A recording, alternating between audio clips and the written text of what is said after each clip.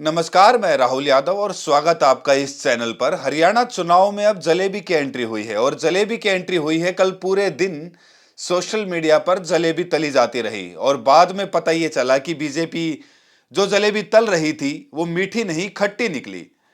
तो पूरी कहानी सुनाता हूं आपको। राहुल गांधी गुहाना में थे और गुहाना में उनको चुनाव प्रचार करना था, रैली करनी थी। उसके पहले गुहाना की जो प्रसिद्ध हलवाई की दुकान है, मातूराम की दुकान, वहां गए और वहां उन्होंने जलेबी चखी।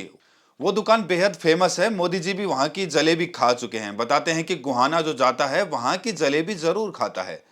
अब इसके बाद जो चुनाव प्रचार करना था उनको, जो रैली में थे, रैली में उन्होंने कहा कि मैंने अपनी बहन प्रियंका गांधी को मैसेज किया कि मैंने जिंदगी की अब तक की सबसे शानदार जलेबी यहां खाई है।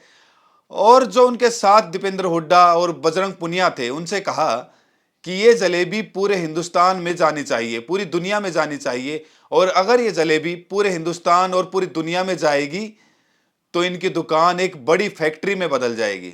ये बात उन्होंने कह दी और यहीं से आईटी सेल को मसाला मिल गया। अमित मालवीय से लेके अजय आलोक, जो खुद को डॉक्टर कहते हैं, डॉक्टर होंगे वो, और उसके अलावा आईटी सेल के जो 2-2 रुपए के ट्रोल हैं वो सारे शुरू हो गए।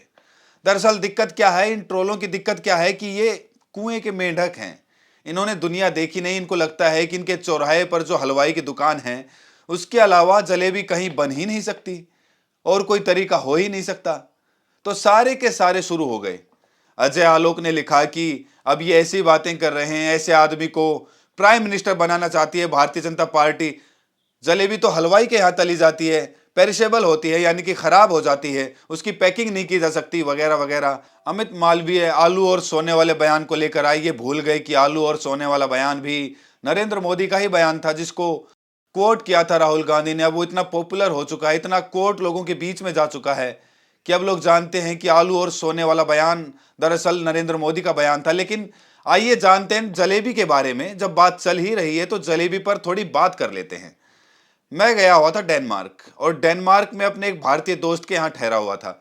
उन्होंने पूछा कि नाश्ते में समोसा खाएंगे। मैंने कहा कि भाई महाराज, समोसे के लिए कहाँ परेशान होंगे, बहुत झंझट लगता है। समोसा वमोसा नहीं, कोई साधारण सी चीज खा लेते हैं। उन्होंने कहा कि समोसा 2 मिनट में बन जाएगा। मैं भी थोड़ा आश्चर्यचकित हो गया कि समोसा 2 मिनट में कैसे बन जाता है। पहले आलू तैयार करो, फिर मैदा तैयार करो, फिर समोसा गढ़ो, फिर एकदम धीमी आंच पर तलो।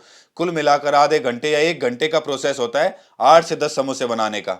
लेकिन जब मैं उनके किचन में गया तो मैं क्या देखता हूं कि उन्होंने फ्रोजन, अपने फ्रीजर से फ्रोजन समोसे निकाले, उसको एयर फ्रायर में रखा, 2-3 मिनट चलाया और एकदम ताजा समोसा बनकर तैयार हो गया। मैंने उनसे पूछा तो उन्होंने कहा कि यहाँ जो इंडियन स्टोर है वहां पर हल्दीराम की हर चीज फ्रोजन मिलती है। जलेबी के बारे में कुछ करना नहीं है, आप गूगल पर जाइए, वहां पर लिखिए फ्रोजन जलेबी। फ्रोजन जलेबी आप लिखेंगे तो आपको इंडियन और विदेशी दुकानों में जो फ्रोजन जलेबी मिलती है उसकी तस्वीर आपके सामने आनी शुरू हो जाएगी। जो पहली तस्वीर मुझे दिखी थी वो नित्या नाम की कंपनी की दिखी थी, जो भारतीय कंपनी है और वो फ्रोजन जलेबी बनाती है। वो फ्रोजन जलेबी आराम से आप ला सकते हैं, अपने फ्रीजर में रख सकते हैं और जब जितनी खानी हो, 1 पीस 2 पीस, आप अपने अवन में या फिर एयर फ्रायर में उसको गर्म कर सकते हैं। विदेश में आपको दिखेंगे तो विदेश में भी जलेबी के तमाम सारे ब्रांड्स मिलते हैं। केसर जलेबी अलग मिलती है, ये जलेबी अलग मिलती है। तो जलेबी एक पेरिसेबल प्रोडक्ट है।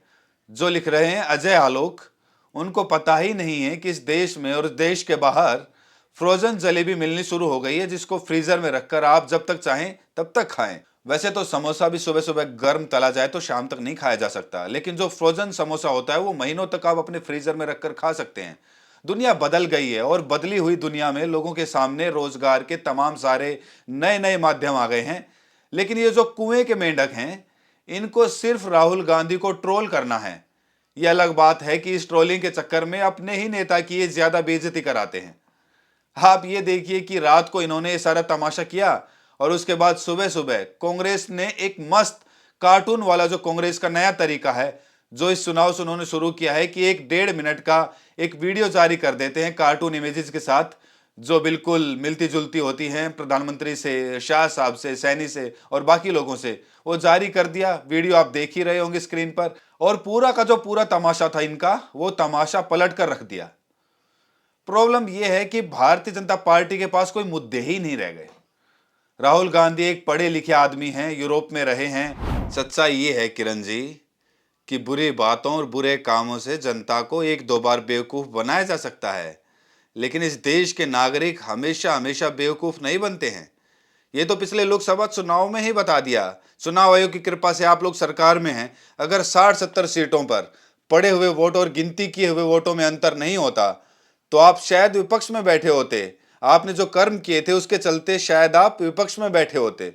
अब कंडीशन यह है कि दैनिक भास्कर, जो कोई बहुत प्रोग्रेसिव अखबार नहीं माना जाता है, अक्सर सरकार के साथ रहता है। पहले उसका जो आना था आंकलन, उसके ऊपर चुनाव आयोग ने रोक लगा दिया था। उसका जो आंकलन आया है, अभी अभी एग्जिट पोल तो नहीं आए हैं, लेकिन जो आंकलन आया है वो बता रहा है कि कांग्रेस 40 से ज्यादा सीटों पर जीतने की संभावना है, जबकि भारतीय जनता पार्टी की 20 से 22 सीटों पर जीतने की संभावना है। और ये संभावनाएं भी इस बात पर डिपेंड करेंगी कि बाकी जो कोalition बने हैं, एक आम आदमी पार्टी, एक बहुजन समाज पार्टी के साथ बना है, एक जेजेपी के साथ बना है, इन कॉम्बिनेशंस को कितना वोट मिलता है, इस पर तय होगा कि बीजेपी को कितनी सीटें मिलती हैं। मायावती जी का अपना एक असर है। मायावती जी पुरानी नेता हैं, दलितों के बीच में उनका खूब सम्मान है। तो हर जगह, चाहे वो यूपी हो, चाहे वो एमपी हो, चाहे वो राजस्थान हो, चाहे वो हरियाणा हो, जहां जहां उनकी पार्टी कभी एक्टिव रही है, वहां आज भी मायावती जी के नाम से वोट पड़ते हैं। ये बात सबको जाननी चाहिए और ये फैक्ट है।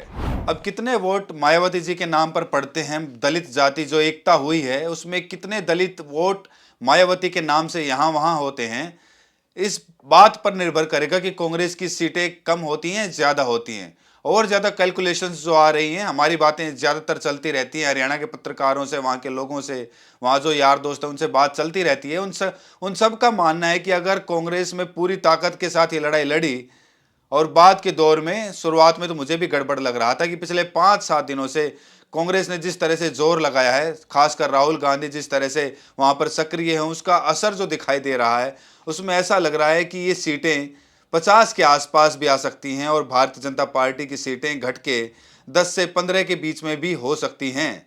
तो हर तरफ से जो रुझान आ रहे हैं, आप देखिए एग्जिट पोल भी आएगा। अब एक आध एग्जिट पोल तो कुछ भी कर सकते हैं। आपको याद है लोकसभा चुनाव के पहले 400 पार आने वाले एग्जिट पोल भी आए ही थे।